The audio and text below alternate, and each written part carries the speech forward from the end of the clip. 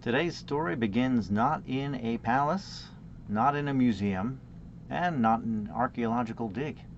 It begins in a bank vault, a quiet, locked space. No guards in ceremonial dress, no glass cases, just a suitcase, untouched for nearly a century. Inside that suitcase, jewels once worn by emperors, carried through war, exile, and collapse, and long believed to be lost to history. Today we're exploring the remarkable rediscovery tied to the House of Habsburg, the legendary Austro-Hungarian Empire, and one of the most mysterious gemstones ever recorded, the Florentine Diamond. This is a story about power, secrecy, survival, and how history sometimes waits patiently until it's ready to be revealed.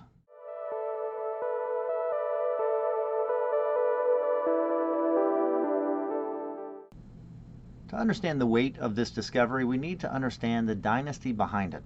For centuries, the House of Habsburg was one of the most powerful ruling families in Europe. Their influence stretched across Austria, Hungary, Spain, the Netherlands, and deep into Central Europe. They weren't just rulers. They were architects of Europe, shaping borders, religions, wars, and alliances. With that power came symbols, crowns, orbs, scepters, and jewels that were never meant to be sold or traded, but to represent continuity, legitimacy, and divine authority. These jewels were worn. These were not decorations, they were statements of sovereignty.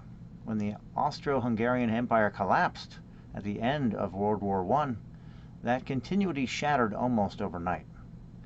And suddenly, the symbols of empire became liabilities. In the aftermath of the empire's fall, the Habsburg family was forced into exile. One of the most pivotal figures in this story is Empress Zita, wife of Emperor Charles I. Zita fled Europe during a period of rising instability, carrying with her not just personal belongings, but fragments of a fallen empire. Among those belongings were jewels, some well documented, others intentionally kept out of public record. Why? Because visibility meant vulnerability. Royal jewels had already been seized, stolen, melted down, or vanished across Europe. Keeping them unseen was often the only way to preserve them. And so a decision was made. Not to display, not to sell, but to hide. At the heart of this mystery is the Florentine diamond. This was no ordinary stone. A pale yellow diamond estimated at over 130 carats with a distinctive double rose cut, a style rarely seen today. Its history reaches back to Renaissance Italy, likely passing through the Medici family before becoming part of the Habsburg treasury. For generations, the Florentine diamond was a fixture of royal inventories. And then it vanished. After World War I, the diamond disappeared from official records. Some believe it had been stolen. Others thought it had been secretly sold and recut. Still, others assumed it had been dismantled entirely. For nearly a century, the Florentine diamond became one of gemology's great unresolved questions. Where is the Florentine diamond? Until now. According to recent reports, a suitcase was placed in a Canadian bank vault roughly 100 years ago. It was sealed, catalogued, and then forgotten. Not lost, forgotten by design. Family instructions dictated that the contents were not to be accessed or disclosed for approximately a century. Why Canada? Because Canada represented stability, neutrality, and safety, a country far removed from the political turbulence that had dismantled Europe's monarchies. When the time period elapsed, descendants of the Habsburg family finally opened the vault. Inside were jewels long believed to be gone forever. Among them, items strongly linked to the Florentine diamond and associated Habsburg treasures. Not replicas, not fragments, but original pieces, preserved quietly while history unfolded outside. Now we arrive at the deeper question. When a royal jewel resurfaces, does it belong to the family who preserved it, or to the nation whose history it represents? Austria has reportedly shown interest in examining the discovery, while the family has expressed intentions to display the jewels publicly, possibly in Canada, as a gesture of gratitude for refuge.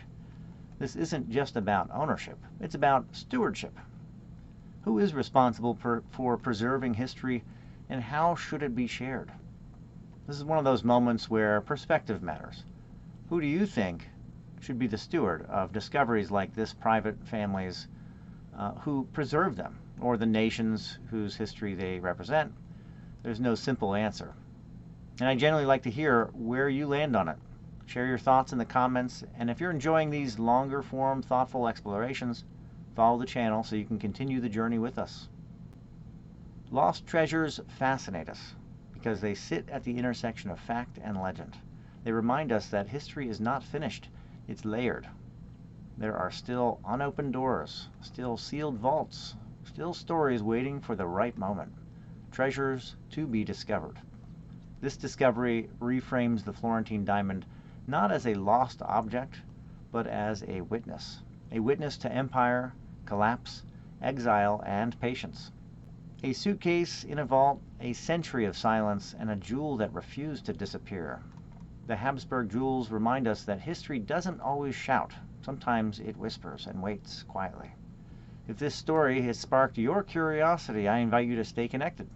Leave a comment with what stood out to you most, or with other historical mysteries you'd like us to explore. Your engagement directly shapes what I cover. And if you haven't already, follow the channel. It's the simplest way to support this work and to stay connected as we continue uncovering the stories that history left unfinished. This is the Crystal Earth podcast, where science, history, and the unknown intersect. Until next time, my friends, be well.